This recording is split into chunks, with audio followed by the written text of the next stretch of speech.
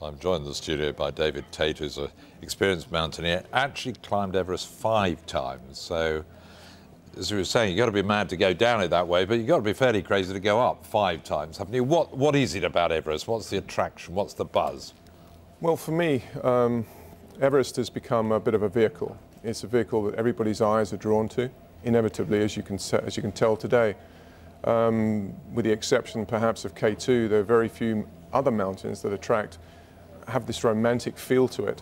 Inevitably, people are going to look at the number of people who climb Everest now and, you know, criticize it. But I can guarantee you it's still an extremely hard challenge. You do it for the challenge. You also do it very largely for charity. Tell us more. Yes, my first climb was in 2005, and I can honestly say that was very much about me. I have to say that I bolted the charity on the back of that and say it was 90% me, 10% charity. And subsequent years, I've learnt to use it far more as a fundraising tool. As I've said, I've got some amazing donations, very generous people over the years, but it's still inevitably Everest that draws their eye. My last climb, which I completed on the 10th of May this year, was very much 95% charity, 5% me. I'm pretty certain I won't be going You've done it for the NSPCC throughout and raised an awful lot of money, either direct donations or by your own speaking and, you know, going out there and telling the story of Everest. What have you raised so far? Well, through my site, I've raised directly through very generous individuals, very little corporate donation, around about £1 million now over the years, but an awful lot more, many millions of dollars through the speaking, get donated to the charity as a total. It's been a fantastic vehicle for me. It's been a cathartic experience for me as well. I was one of those children who I now try and champion.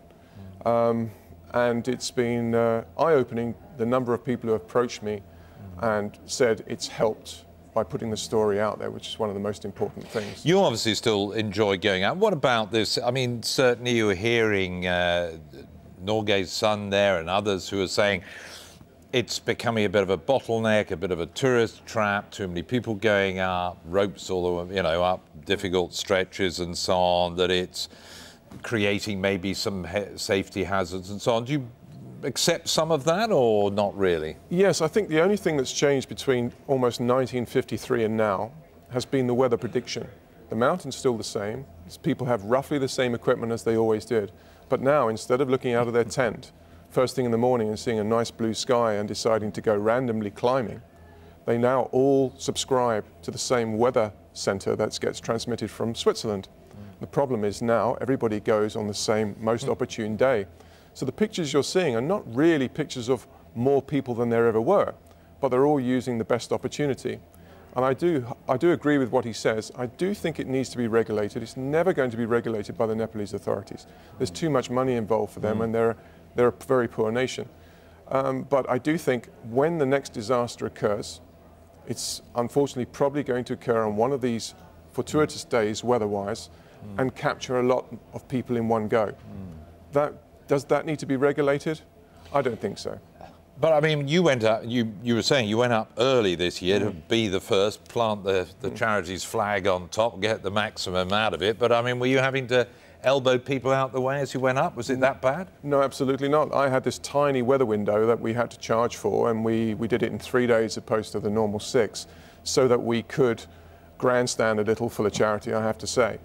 But I have noticed when I climbed in 2011, on my descent, I noticed an enormous queue of people who were all stuck in one place, shuffling along almost inert, quite worryingly so. That must take the gloss off it, doesn't it? It does. If they were amongst that. 200 people in one day has been talked about. Yes, there are that many people doing it, but I'll be honest, it's a very large mountain, and you tend not to see them that many in one place.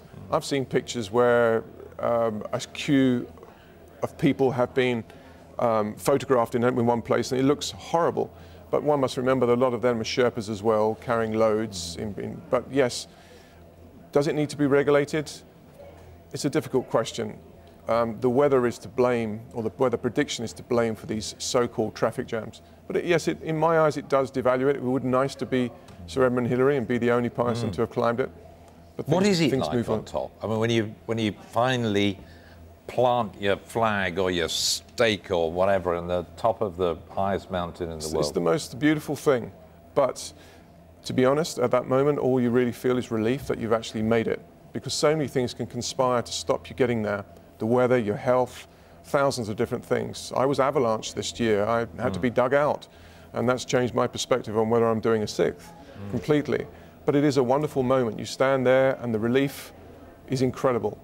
But I'll be honest with you, the thing that was forefront in my mind was Qatar Airways, please get me home. And no other mountain would really do it in the same way. As a charitable vehicle, I've yet to find one. If I said Kamchenjunga or Gasherbrum 3 to most of my friends or the people that I email once every 2 years and hound, they would probably be a bit mystified. K2 probably has that appeal, but I've promised my wife and my kids that I won't do that. Are your kids itching to get up there one day, or have you put them off? Yes, my boys, my youngest boys and my wife came to base camp this year, and my 9-year-old son and my 14-year-old son made it to base camp. And I thought to myself as I watched them struggle along, if anybody has any doubts about how hard Everest is, just try coming to base camp and then see how you feel then. But yes, I think they're going to follow in my footsteps, and despite my assertion that I'm never going to climb it again, if they ask me to, I can't really see myself saying no.